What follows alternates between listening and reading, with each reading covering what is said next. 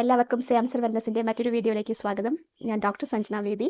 നമുക്കിന്ന് ഹെയർ ലോസിനെ കുറിച്ച് സംസാരിക്കാം. ടീലോജൻ എഫ്ലൂവിയം എന്ന സാധാരണ ഹെയർ ലോസിനെ കുറിച്ച് പറയാം. ടീലോജൻ എഫ്ലൂവിയം എന്ന് പറഞ്ഞാൽ നമുക്ക് ടെമ്പററി ആയിട്ടുണ്ടാകുന്ന ഒരു ടൈപ്പ് ഹെയർ ലോസ് ആണ്.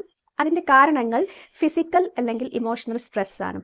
അപ്പോൾ ഫിസിക്കൽ സ്ട്രെസ് കൊണ്ട് ഉദ്ദേശിക്കുന്നത് നമുക്ക് പെട്ടെന്നുണ്ടാകുന്ന അസുഖങ്ങൾ, ഒരു അക്യൂട്ട് ഫീവർ, ശക്തമായ ഏതെങ്കിലും പനി, ഡെങ്കു പോലെയുള്ള പനി, അല്ലെങ്കിൽ ഒരു വൈറൽ ഫ്ലൂ, പിന്നെ സർജറി, നമുക്ക് എന്തെങ്കിലും ഒരു സർജറി ശരീരത്തിൽ നടക്കുകയാണെങ്കിൽ അതിനുശേഷം ഹെയർ ലോസ് ഉണ്ടാവും. കാരണം ബോഡിയെ സംബന്ധിച്ചിടത്തോളം അതൊരു ഷോക്കാണ്. പിന്നെ പോസ്റ്റ് ഡെലിവറി, പ്രഗ്നൻസി കഴിഞ്ഞ് അല്ലെങ്കിൽ ഡെലിവറി കഴിഞ്ഞതിന് ശേഷം ഉണ്ടാകുന്ന ഹെയർ ലോസ്. അപ്പോൾ ഇങ്ങനെ ഒരുപാട് കാരണങ്ങൾ ടീലോജൻ എഫ്ലൂവിയത്തിനുണ്ട്. പിന്നെ ന്യൂട്രീഷണൽ ഡെഫിഷ്യൻസി മറ്റൊരു പ്രധാന കാരണമാണ്. നമ്മുടെ ഭക്ഷണത്തിൽ വേണ്ടത്ര പോഷകങ്ങൾ ഇല്ലായ്മ, അതാണ് ന്യൂട്രീഷണൽ ഡെഫിഷ്യൻസി കൊണ്ട് ഉദ്ദേശിക്കുന്നത്.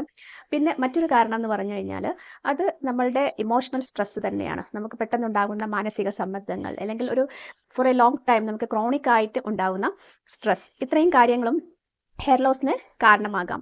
ഇങ്ങനെ ടീലോജൻ എഫ്ലൂവിയം ഹെയർ ലോസ് വന്നാൽ ഒരു 300 മുതൽ 400 മുടി പെർ ഡേ നമുക്ക് കൊഴിയാം. ഒരു ഡിഫ്യൂസ് ആയിട്ടുള്ള ഹെയർ ലോസ് ആണ്. ഒരു പ്രത്യേക ഏരിയയിൽ നിന്നല്ല, ഇവിടെ നിന്ന് വേണമെങ്കിലും മുടി ലോങ് ഹെയർ തന്നെ നമുക്ക് പോകാം. അപ്പോൾ ഇത് എന്താണ് സംഭവിക്കുന്നതെന്ന് വെച്ചാൽ, ബോഡി ഒരു ഷോക്കിലേക്ക് പോകുമ്പം, അതായത് ഈ പറഞ്ഞ അവസ്ഥകളിലൂടെ പോകുമ്പം പെട്ടെന്ന് ഗ്രോയിങ് ഫേസിലും അല്ലാത്തതുമായിട്ടുള്ള മുടികൾ ഒരു റെസ്റ്റിംഗ് ഫേസിലേക്ക് പോവുകയും തുടർന്ന് മുടി കൊഴിയുകയാണ് ചെയ്യുന്നത്. ഏകദേശം ഒരു 3 മുതൽ 6 മാസം ഈ ഒരു ടൈപ്പ് ഹെയർ ലോസിൽ മുടി തിരിച്ചു വരാൻ, അല്ലെങ്കിൽ റിക്കവർ ആവാൻ, ഹെയർ ലോസിന് റിക്കവർ ആവാൻ എടുക്കും. അപ്പോൾ ഇത് എങ്ങനെ മാറ്റാം എന്നുള്ളത് വളരെ ഇമ്പോർട്ടൻ്റ് ആണ്.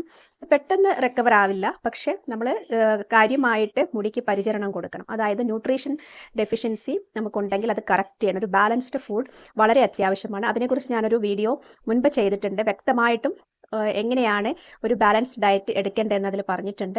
അപ്പോൾ അത് ഞാൻ ഡിസ്ക്രിപ്ഷനിൽ ലിങ്ക് കൊടുക്കാം. ഇതിൽ ആവശ്യത്തിന് മെഡിക്കേറ്റഡ് ഹെയർ ഓയിൽ വേണമെങ്കിൽ യൂസ് ചെയ്യാം, അല്ലെങ്കിൽ സാധാരണ വെളിച്ചെണ്ണ പോലെയുള്ള എണ്ണകൾ ഉപയോഗിച്ച് കഴുകിക്കളയണം. പക്ഷേ എല്ലാ ദിവസവും ഇത് ചെയ്യേണ്ട. ആഴ്ചയിൽ 1-2 പ്രാവശ്യം മുടിക്കൊരു നറിഷ്മെൻറ്റ് പുറത്തുനിന്ന് കൊടുക്കുകയാണെങ്കിൽ കുറച്ചും കൂടെ നല്ലതായിരിക്കും.